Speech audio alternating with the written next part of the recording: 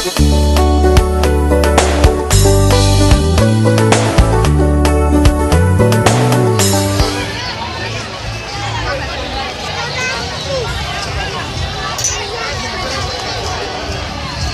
vu Olivia, non? Hein? T'as vu Olivia? T'as vu Olivia? T'as vu Olivia? T'as vu Olivia? T'as vu Olivia, non? Essa te amo. Vamos lá.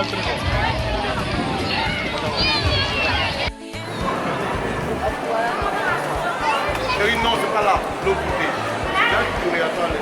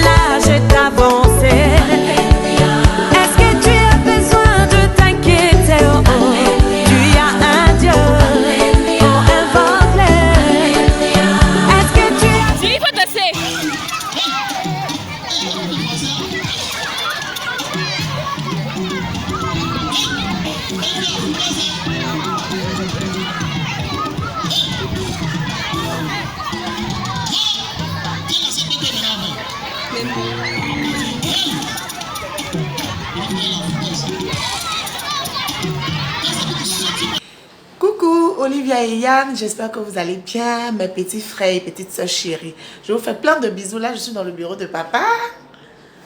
Voilà, je vous embrasse. Je représente l'adjudant de 200 corps Blaise, le MAC. Capitaine Seri, je vous remercie pour tout ce que vous avez fait pour nous au service. Et vous mettez la rigueur dans votre service. Et c'est ça qui est bon. Parce que vous aimez le travail. Bien fait, surtout. Surtout, vos 25 ans de service, que le Seigneur paye sa main sur vous. Que le Seigneur vous protège, qu'il vous bénisse. Je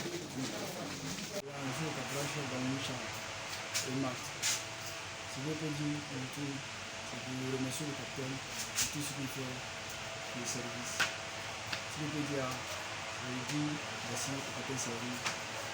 Dieu n'a pas eu de bonne vie, la santé, pour ses 25 ans de travail. que demain, il puisse devenir un chef de corps demain, le travail demain. Dieu n'a pas veillé sur lui. Moi, c'est le caporal-chef Touba Kokura Hervé. Aujourd'hui, nous sommes là pour les 25 ans de service du capitaine Saheli. On ne peut pas parler du capitaine Saheli sans parler de rigueur. Tout le monde parle de rigueur, c'est ça, c'est la nature, en fait. C'est sa nature, la rigueur, sans la triche. Vraiment, ce que l'on peut dire, la première des choses, c'est de remercier Dieu de nous avoir permis de connaître le capitaine Saheli. Parce que c'est un tremplin pour nous tous de travailler avec lui. C'est un homme de valeur. Il a apporté beaucoup à l'armée ivoirienne. On prie vraiment Dieu et merci à Dieu. Que Dieu lui donne une longue vie, afin qu'il puisse résister et soit longtemps là, pour nous apporter encore assez de connaissances. Assez de connaissances. Et on prie encore pour qu'il fasse encore de grandes choses pour l'armée ivoirienne. Le fait que Dieu fasse qu'il soit un jour chef de corps dans un bataillon comme le BCP. Je suis fier parce que je me rappelle, avant de porter le béret pour la première fois, le béret rouge. Vraiment merci à vous mon capitaine. Et pour vos 25 ans de service, que Dieu vous donne une vie, que Dieu vous donne la santé, surtout l'esprit du bon discernement dans tout ce que vous faites, afin que vous puissiez radicaliser tout ce qui est mauvais autour de vous. Le capitaine Saheli, notre patron à nous, pour ses 25 ans de service, je dis merci à Dieu de nous avoir mis en contact avec le capitaine Saheli. Pour ses 25 ans de service, et nous souhaite la santé, longue vie dans le service. Je l'apprécie beaucoup. Même si souvent je monte à aller le taquiner et puis il me chasse, même s'il y a eu des prisons, tout ça là, mais vraiment c'est le travail. C'est un monsieur qui est rigoureux dans le travail. Je l'apprécie beaucoup, je l'admire. Voilà. Je prie Dieu qu'il lui accorde la santé, la sagesse encore, pour continuer dans ce bon sens-là. Habib, que je côtoie depuis 3-4 ans, de façon directe, collaborateur très très franc et collaborateur qui n'hésite pas à se donner à fond dans tout ce qu'il entreprend. Donc en dépit de son état physique qui paraît très frêle, il est capable d'efforts physiques très intenses. La preuve, c'est un des meilleurs shooters opérationnels ivoiriens, pour ne pas dire de sa génération. Il accomplit avec brio toutes les tâches qui lui sont confiées. Et comme je le disais tantôt, c'est vraiment un collaborateur ou un élément qu'il plaît avoir sous ses ordres. Donc Habib, la carrière est encore longue. Tu as encore de l'avenir devant toi. Donc je t'exhorte à continuer sur cette voie et à ne jamais baisser les bras malgré les difficultés que tu pourras rencontrer dans la vie. Voilà. Merci encore et puis bonne carrière.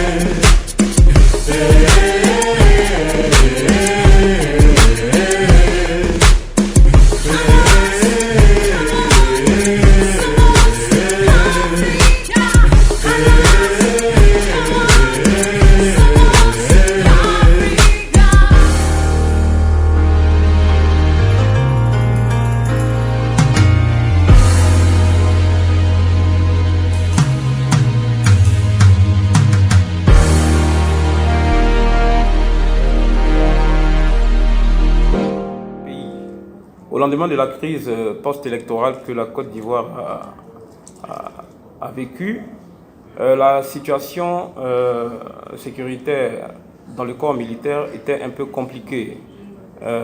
S'entendent les différentes plaintes qui remontaient tout le temps à la hiérarchie. Alors l'état-major nous a instruits de mener une réflexion rapide et pragmatique afin d'essayer d'endiguer ce mal-là. Et donc nous avons constitué un pool d'experts militaires, juristes, aidés par nos frères promoteurs des droits de l'homme civils.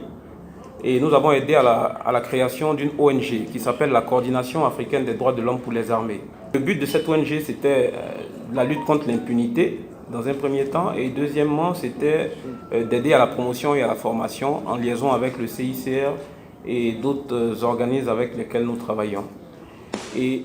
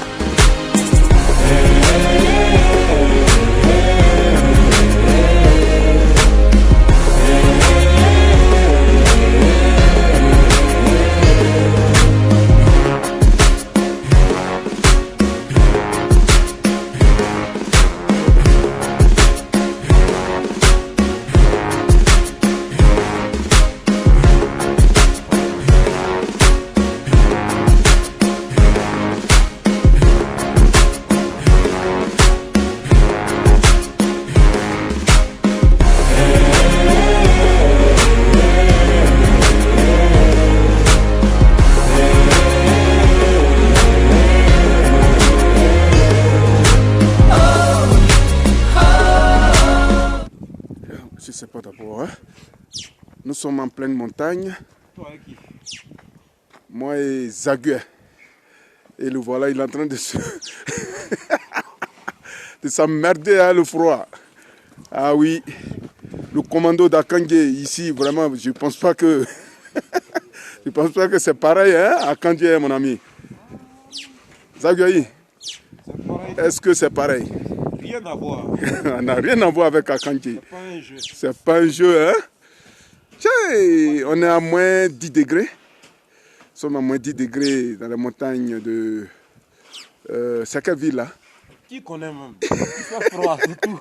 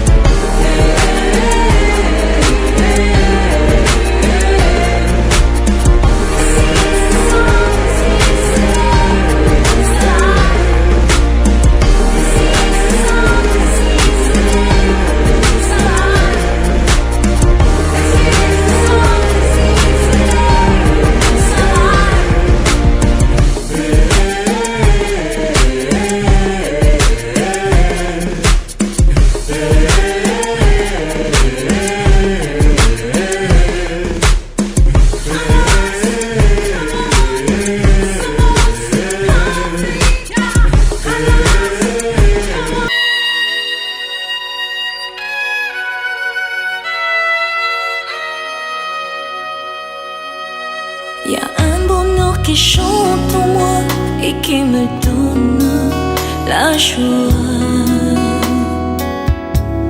sans lequel je ne peux vivre, pour lequel je veux vivre.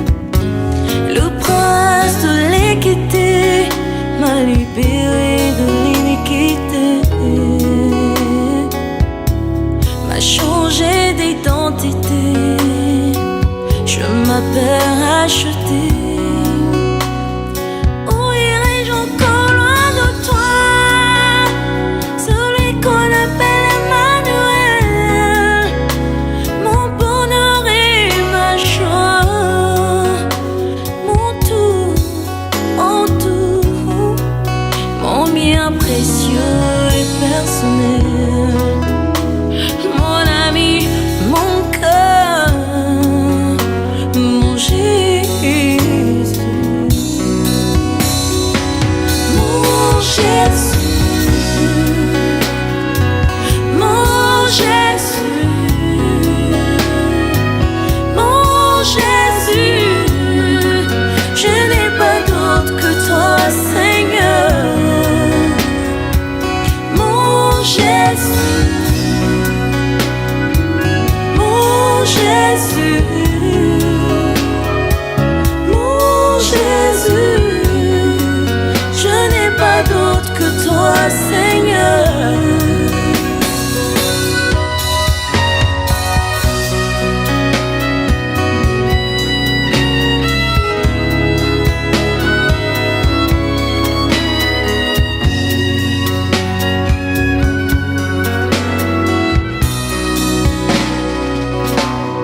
Ton amour en moi ne meurt, ta présence en moi demeure, je veux t'appartenir.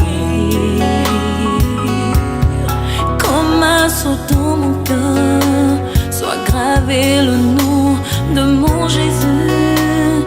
Où irai-je encore loin de toi, celui qu'on appelle Emmanuel.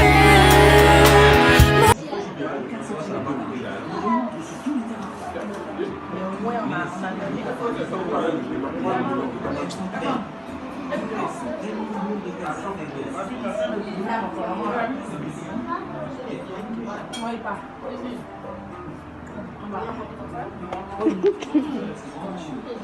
son fils qui est là. Non, l'autre. Ah, il y a plus de Obligatoire. Obligatoire. Donc, à ce jour, il y a 3 personnes qui ont payé le droit d'adhésion. Il s'agit de Mano, Roland. Saïri Habib Herman, le capitaine, précisément le capitaine Saïri, il est le dernier de mes enfants. Il est le dernier de mes enfants. C'est un enfant qui ne m'a pas donné beaucoup de peine dans son éducation. Il était très dégourdi. Enfant, depuis le jardin, je n'ai eu aucun problème avec lui. Parce que moi-même, je suis d'une rigueur à tout point de vue moral, tout ça intellectuel. Donc, il est pétri de ces valeurs-là depuis son jeune âge. À la Riviera où nous étions, bien évidemment, quand il a commencé à marcher, il en profitait. Il a profité, c'est-à-dire que bon, c'était toujours aller en balade. Et à l'école primaire, toujours à la Riviera, il était toujours major dans les classes qu'il a faites. Et il fut un grand footballeur à l'école primaire. Si bien que mon voisin Jésus Kwasi Oboué l'a presque adopté pour sa qualité footballistique. Donc, il avait un parrain à côté de moi et puis le papa lui-même. Au CM2, il est resté brillant, il a fait son CEP et puis bon, l'entrée à 6e. L'entrée à 6e, c'est-à-dire à l'MPT. Nous l'avons félicité, nous avons même célébré ça. Mais j'ai fait un pas en arrière pour dire que quand il était à l'école primaire, je l'avais mis sous la tutelle, sous la surveillance de son grand frère immédiat, que avant qu'il ne sorte, il faut qu'il ait fini ses exercices du lendemain. Il faut qu'il ait récité ses leçons. Et puis son grand frère un jour me dit, ah mais je vois papa, je vois Mano, pour aller en balade, tout ce qu'il a à faire là, il fait ça, et puis il s'en va. J'ai dit, il le fait bien ou mal. Il dit, non, il le fait bien. Il dit, bon, ben, d'accord. S'il le fait bien, c'est la condition qu'il a de se promener. Donc, laisse-le partir. Mais comme lui, il voulait un peu le torpiller, et le fait qu'il ait fini tout de suite, tout ce qu'il avait à faire pour aller se balader, ça l'emmerdait un peu. Donc, sa place n'a pas prospéré à côté de moi. Bon, il est allé donc à l'école universitaire. C'était la joie de la famille. Évidemment, tous ses frères, ses soeurs, c'était toujours haut les mains qu'il passait. Donc lui, qui est le dernier, ne pouvait pas ne pas faire comme eux. À l'école militaire où il est parti, on attendait son baptême. Et dans cette période, sa maman, qui était souffrante, a rendu l'âme. La veille même du baptême. Ce fut pénible. Bon. Son premier salut solennel de militaire qu'il a fait, ça m'a marqué, et ça peut l'avoir marqué aussi dans la vie. C'était la dépouille, là-bas, à la morgue de sa maman. Saluer la dépouille de sa maman, là-bas, au pont funèbre. Bon. Là-bas, à NPT, comme c'était un garçon de challenge, jusqu'en 3e, il a été menacé, on m'a convoqué là-bas pour dire « Ah, le fiston n'est pas un bon rendement. Donc, on risque de lui appliquer des sanctions sévères. » J'étais fâché, énervé tout de suite sur le champ. J'ai dit « Mais tu as vu, ce qui te menace, c'est ta vie, c'est pas ma vie. Donc, si tu ne veux pas travailler, tu vas t'asseoir. » Il a dit, bon, papa, il était en 3e, hein, tu peux avoir le BPC et puis j'ai en 3 secondes. il a réussi des exploits. Eh bien, bon, ça a continué comme ça. Partout, il était toujours brillant. Et puis, jusqu'à ce qu'il devienne officier aujourd'hui. Chaque fois qu'il est menacé, ça le relance. Et puis, il devient ce qu'il est devenu. Donc, je suis très content de lui. C'est un peu mon ami. Il paraît que c'est lui qui me ressemble le mieux. Donc, lui et moi, quelquefois, il y a des petits machins, des petites frictions. Mais on est très amis, on s'entend bien. Et j'attends qu'il fasse une bonne carrière militaire. C'est un garçon bien, qui ne m'a jamais causé de dommages. Rien du tout. Il est vraiment bien. Et l'éducation que je lui donne, le choix qu'il a fait, il est militaire. Il faut qu'il soit loyal, il faut qu'il respecte tous ses maîtres. Donc voilà un peu ce que le témoignage que je peux apporter de sa vie.